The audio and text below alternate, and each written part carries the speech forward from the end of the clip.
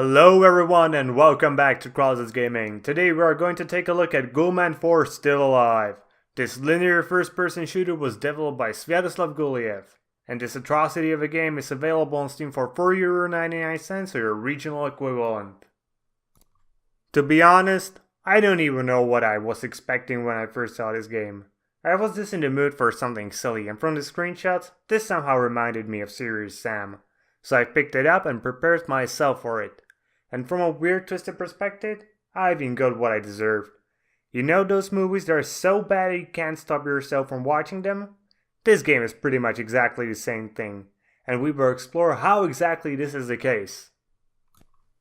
And let's start by looking at the graphics. To describe them in one sentence, I haven't seen anything like this since I played the old Counter-Strike. But even that had animations for shooting.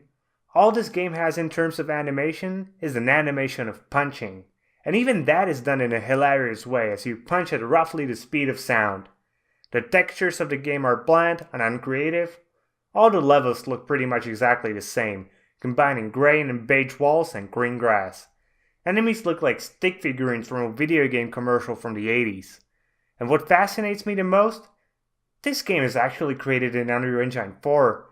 This engine is more than capable of creating gorgeous games, but it really goes to waste here.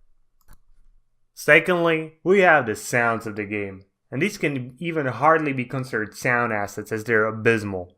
Music is essentially non-existent, and the few sounds that could be considered as music don't fit the game at all, as they're essentially random sounds that give nothing towards the game's atmosphere. The other half of the so-called sound assets, gun sounds, enemy sounds, dialogue, and such stuff, when I first heard them, I honestly thought they were made by the author himself.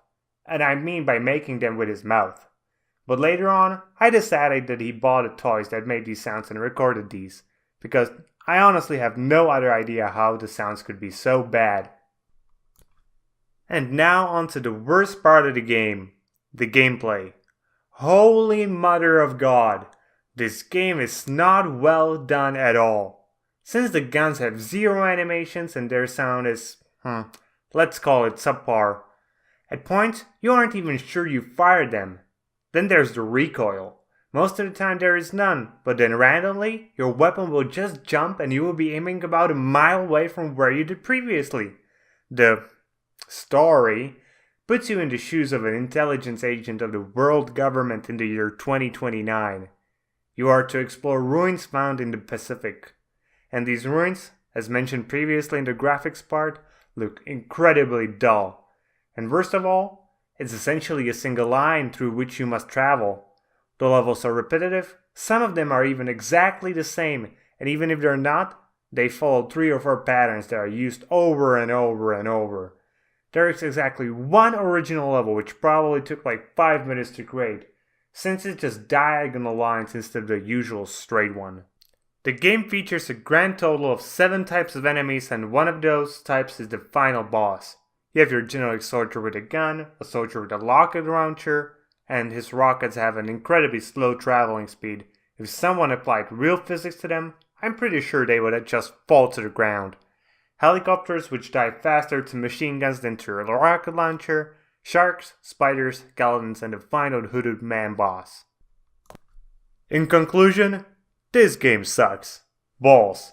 Don't buy this. Please don't encourage this game developer to create even more games.